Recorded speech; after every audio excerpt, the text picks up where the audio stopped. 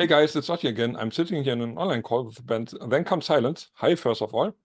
Yeah. Hello. Hi. Hi. This was a rather instant meeting we made because I wanted to talk to you about your new album. And you are now in Switzerland and have been on travel.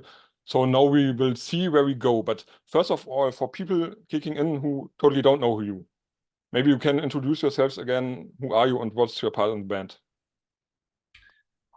We are Then Comes Silence from Stockholm, Sweden, and we've been around for quite some time. And we are about to release the 7th album next Friday. Oh, I don't know when this is going to be broadcasted, but April 5th. That's when it's released. And I don't know. How far can I go? Some people say that we are like the best post-punk band from Sweden. So, well, I couldn't agree more. I know some people who would agree as well. Looking behind there, for example. Yes. And maybe your names for the people outside that I can say. Oh, yeah, okay. I'm Alex. I'm the vocalist and I play the bass. Yeah, I'm Jonas and I play the drums. And I'm Hugo and I play guitar. And I, for myself, I know you for a while. We have met sometimes. We have done some interviews, writing or talking like this, stuff like that. And now we're in Switzerland. You're on a festival. Maybe you can tell a little bit, how did you come there? What is the festival's name? It's called Der Schwarze Ball. And it's in Swedish. Yeah. That's actually all we know. And we know it's gonna be pretty crowded tomorrow. It's a venue called Extra. Yeah. That's all I know. And I know it's sound check 4 o'clock tomorrow. Yeah. Yes. And it's this time then. Yeah. So yeah, the Extra is renowned. I think I've never been there, but it's one of the bigger venues in Switzerland, I would say. Yeah. Have you been in Switzerland before? Yeah, we played in Switzerland twice. Yeah, but not in Swedish. No, the first time in Swedish. Yeah. So maybe you can, before we talk about your music and stuff, can you answer me one really, really important question? What is more important to you, the Swiss cheese or the Swiss chocolate? Chocolate. Yes. No comment. He's vegan, so neither chocolate or... For vegan, both is bad, yes, totally. So, and you just arrived at the hotel. You have been flying from Stockholm, I think. Yeah. So, how was the travel so far? It was excellent. Yeah, it was excellent. Yeah, I didn't know what kind of flights we had, and it seemed like we had the best ones. We had a lounge in Stockholm, and free food on the plane. Somehow we booked business class or something. Free beverage without us knowing. Yeah. So everything was fantastic, and we were sitting in the business class. Yeah. Couldn't be better. Nice. Yeah. Nice. So, No, we have a taste of the rockstar life now. Yeah. When you get really big. It's starting to look like it. Yeah. And we will talk about touring and stuff later on because we have a big tour coming later this year. But now, first of all, let's go to the album. It's coming out, as you mentioned, next Friday. We record on Thursday now, and next week it will be released, and I will publish this interview before, so we can have a little bit of focus on it. Maybe first of all, the simple question everyone has to ask. It's called Trickery. So what's the name all about? It's hard to say. I think it's better for everyone else to figure out for themselves. Trickery means a bluff, or it could be someone is trying to sell you something, a scam. Mm-hmm. So that's up to you. Do you fraud, believe in Then Comes Silence, or is it just a fucking scam? I don't know. So that's a little bit. So I think we discussed this a little bit when we decided to go with the name Trickery. That since we have changed a little bit, sound-wise, we have more electronic elements, we're more synthesizers and stuff like that. And on a couple of songs, I don't even play the bass; it's just synth bass. So if people hate it, we can just say, "Well, it was a trickery." So We got our backs covered, so it's either way, it's cool. That's a smart move, yes, totally. Yeah, and I think the sometimes we don't even know. Yeah. I guess It sounds cool. It's a name. Yeah. sure, and it's like blood, for example, is also a simple name, but Yeah. everyone can interpret it. Yeah. It's He or she wants, yes. machine is simple. Yeah. Totally.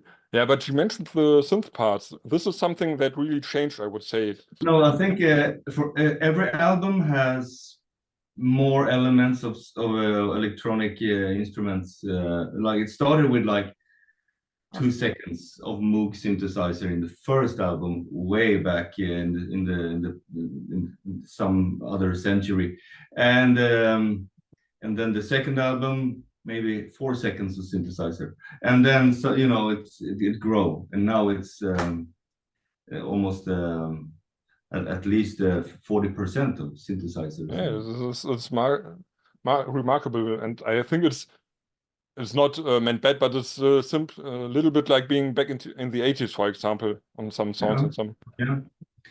Yeah. The last album by Then Comes Silence will be like just some minimal wave you will do one day, yeah. Or EBM, you can do EBM as well. Yeah, maybe. Okay, but when you started to write the album, was this a plan to say, okay, we do even more electronics, or is it just came it as it went on the writing? I think it's come natural for us. As Alex said, we have had synthesizers on all our albums in some way. And now when we are only one guitar instead of two, then we have more space to fill more sound with more sound. So just a natural progression. And now we use backing tracks live, so we can add all those things that we could not play before. Yeah, that's true. Yeah, we have played with backtracks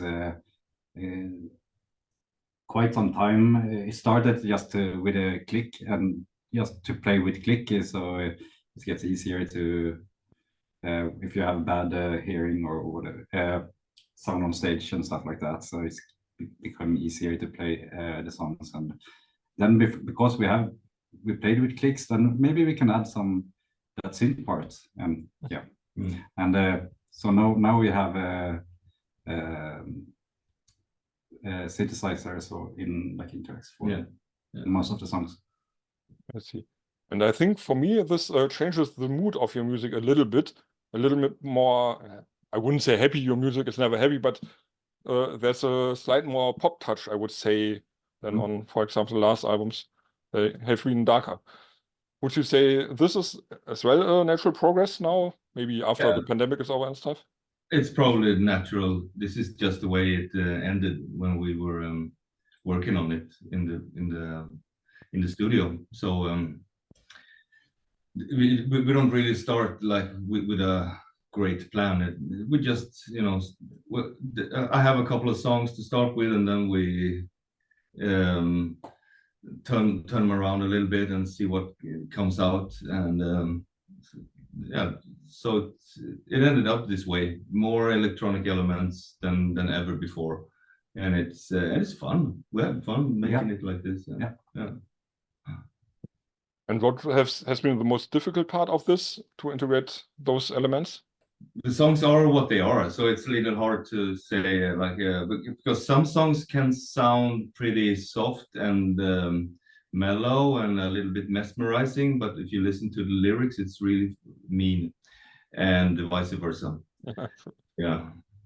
I see. And regarding the lyrics, we can't talk about every song, but what have been the topics you brought on the album? What have been your inspirations? Sorry. You know, the album is about friendship, mostly about friendship, and it's a kind of a celebration. We celebrate the community we're working in. Like, you know, some call it the goth community, some post-punk, dark wave, whatever. But it's a very nice community, and I have a feeling because I've been playing for some time.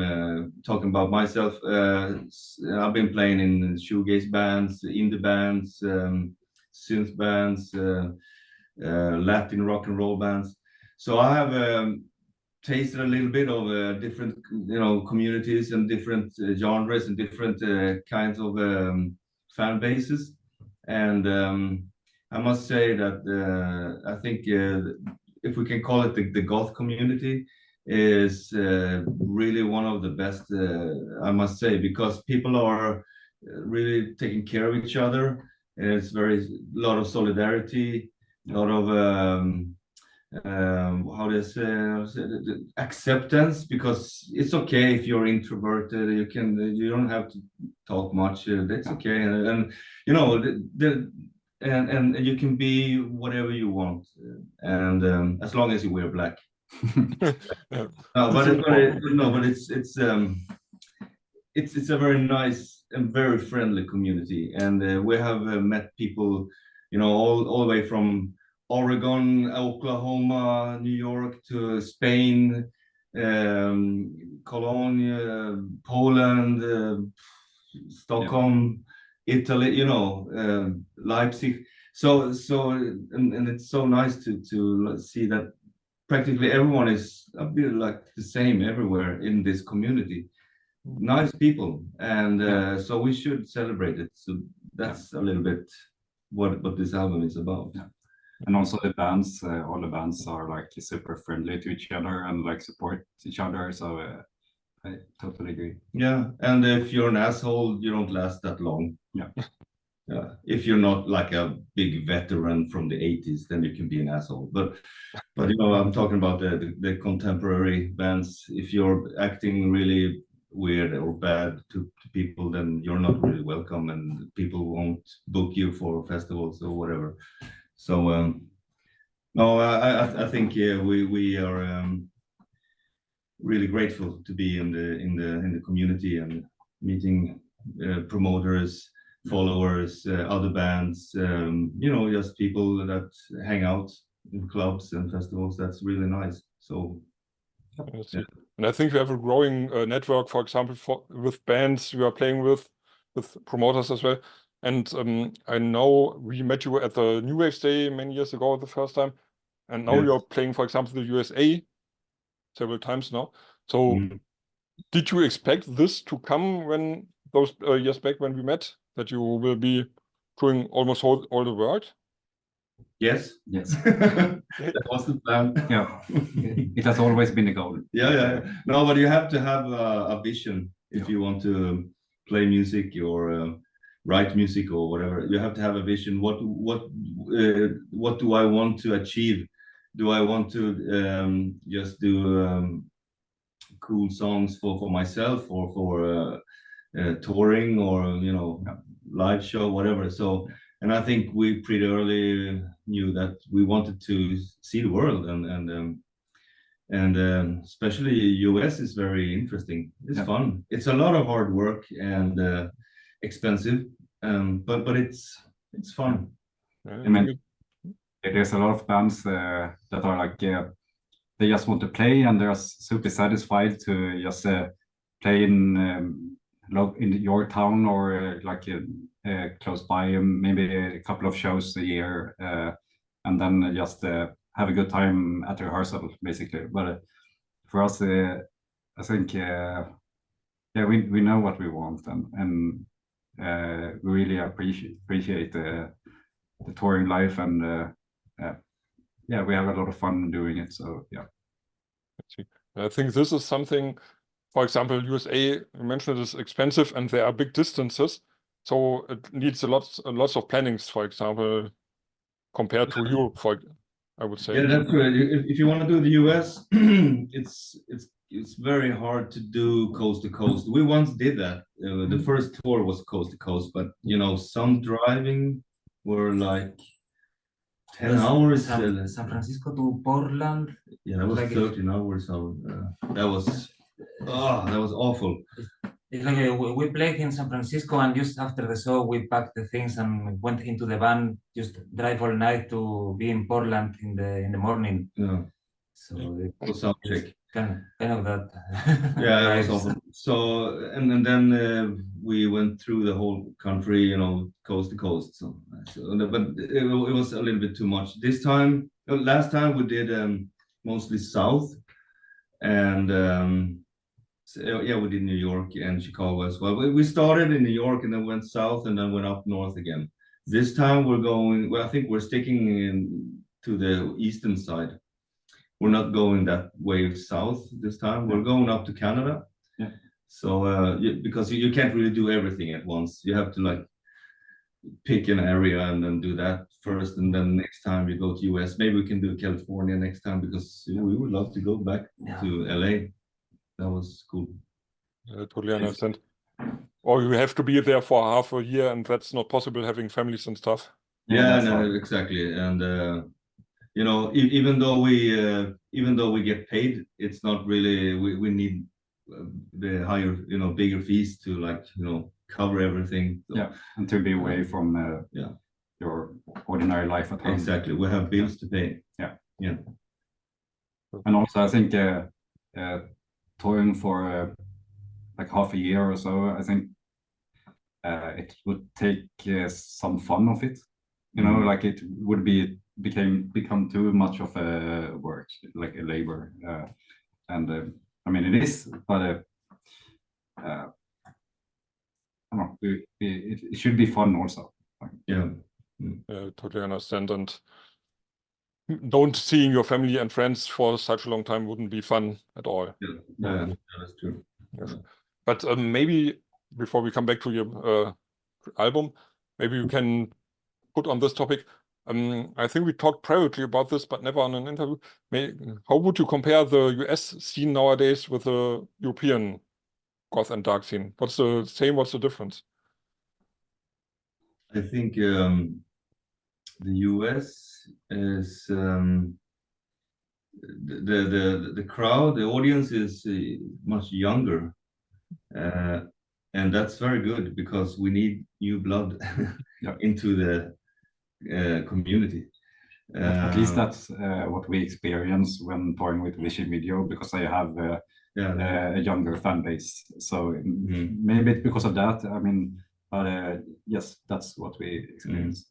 Yeah, and I'm following some Instagram accounts and, you know, TikTok and people on socials, and actually it seems like majority is young in the US.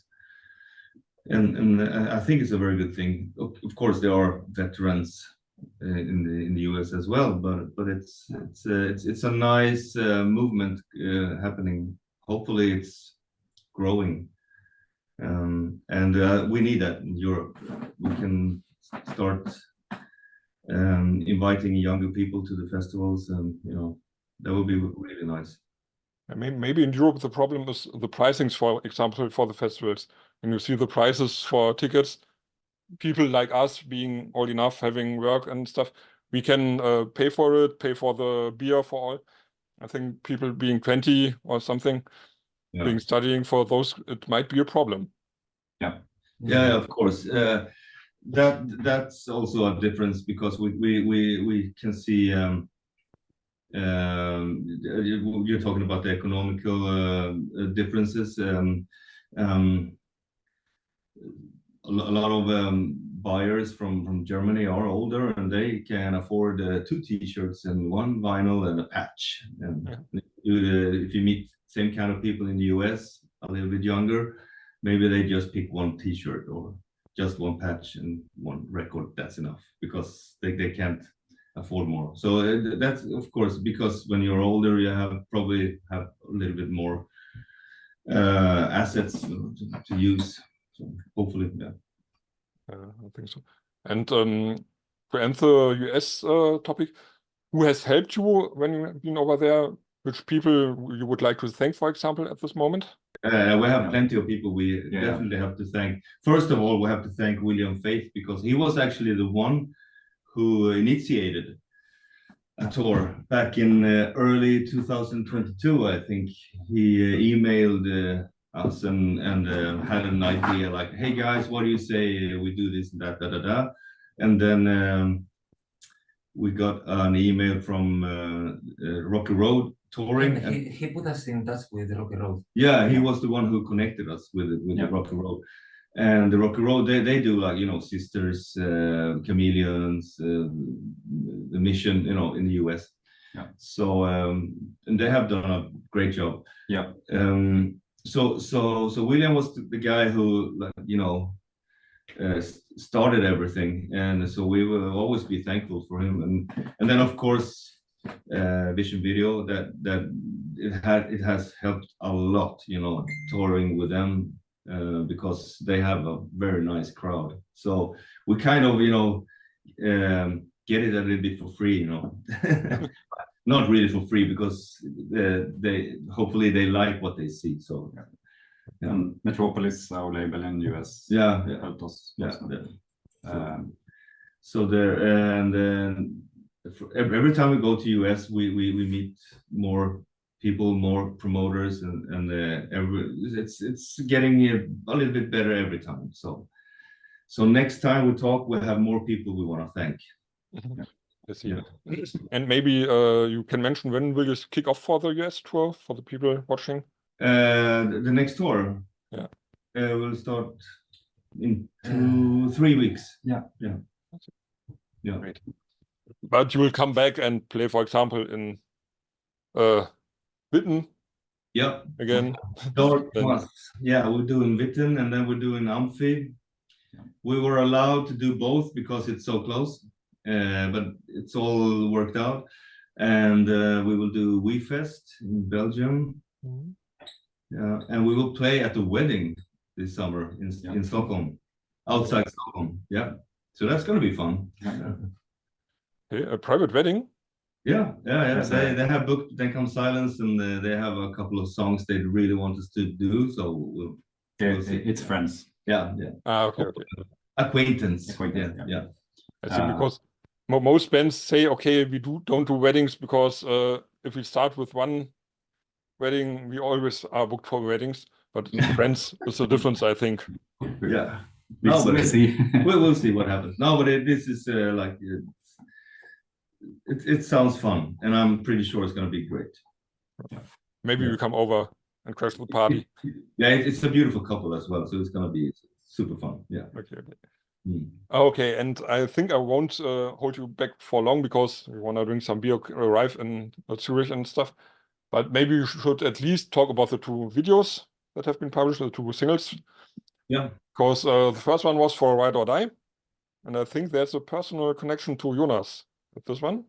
Yeah, my wife, Gaste helped us with that one, film, and also helped us work with that. She's known as the artist Osanemo. It's her own project. She's touring a lot at the moment also. So I've done some cool interview with her. I think it was December. Then it was really nice and really cool. Yeah, and really well for her now. It's really cool. Really cool to see. Yeah, it got many clicks, for example. I think many people liked it. Yeah. And the other video is Like a Hammer. It came out a few days ago. So maybe you can tell a little bit about the story behind this. Who did this one? And you want to know what the lyrics are about? The lyrics and the video, how it's connected. Well, the lyrics are quite simple. It's you know, Ride or Die is like what you have to sacrifice for friendship, sort of. And Like a Hammer is let's celebrate this wonderful community we're living in. So that's pretty basic, and it's a little hymn to Halloween, a little bit, just a little bit. The last one, Like a Hammer, and the video it was made quite short time span, because within we had a deadline, but practically no ideas. And I have a lot of archive material in my computer from public domain stuff, you know, with old films, from silent films, and from, you know, educational films and stuff like that. Sometimes you can use that for videos, because it's fun, and it's as long as it's public domain, you can do whatever you want with it. So I have a couple of clips in my archive. So I used a little bit for this video, and then we filmed it in the studio where we rehearse. Yeah. This is actually the other room, because we have two rooms. We have a room, the red box, where we practice, and this is the lounge. So we filmed it in the lounge together with Johnny Nightshade. Some people know him in Germany, Bad Cat, DJ Bad Cat. He's usually, DJing at Trefen and stuff like that. And he directed it and filmed it. We used only iPhones. Yeah. We didn't even bother to take up the camera. We're like, just use the iPhone. Works well. Looks cool. It's totally okay. I film a lot with my smartphone as well nowadays. Yeah, but it's low budget, but it works. Yeah. It looks good. It looks a little bit cool. Yeah, really. And to come to an end now, we have to talk about one older song of you, because tomorrow we will play, and it is Good Friday. Yeah. And so I have to ask, how will it feel to play Good Friday on a Good Friday, and what is this song all about to all the people outside? Yeah, it's a little bit sad, of course. Well, it is sad. It's not just a little bit sad. It's sad. I lost my father 8 years ago, and it was a little bit dramatic. I wasn't there because he lived on the other side of the world. He lived in Chile, and I live in Stockholm. So we got bad news that he had a heart attack, and we didn't know much. So we were just, the whole family was actually together because it was Easter. So we got this call from South America that he's in very bad condition, and that was really a weird moment. And sadly, he passed away. Of course, he had a heart attack. So, but we didn't know much. So we were, it was really stressful. Of course, losing a parent is a hard blow. And I had just started working on the album Blood. So this was, to me, a bit of therapy for me to go through everything I had with my dad. And since I wanted to write a song for him, and he passed away on a Good Friday.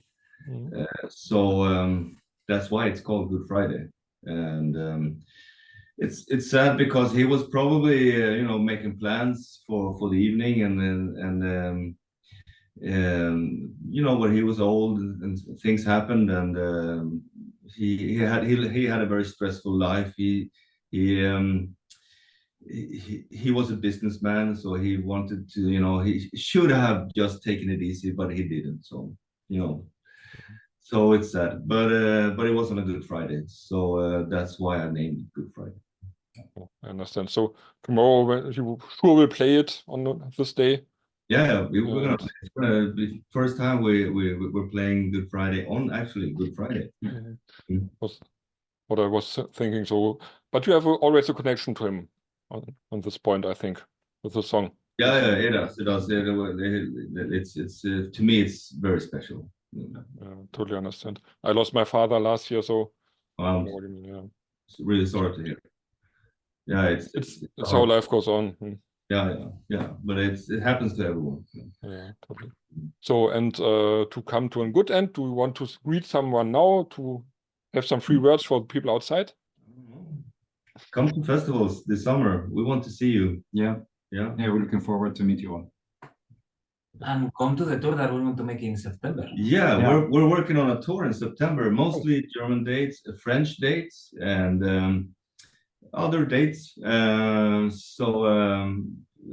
Just eyes peeled, and stay tuned, because it will happen, but we don't know the details. Yeah, because it's not confirmed yet. We're still working on it, but we would love to just come back again and play as usual. Germany is, you know, it's a favorite. I can understand because I live here in Germany. Yeah. And we will come to the tour for sure. Yeah, So- all right, that's great. And we will talk about this maybe in Witten. Yeah, Cool. So for today, or for tonight, I would say thank you for a nice talk. yeah. Thank you. Thank you. Thank you. People outside, thank you for watching. Check out Then Comes Silence if you didn't already. And I would say cheers, bye. Bye bye. Cheers. Bye.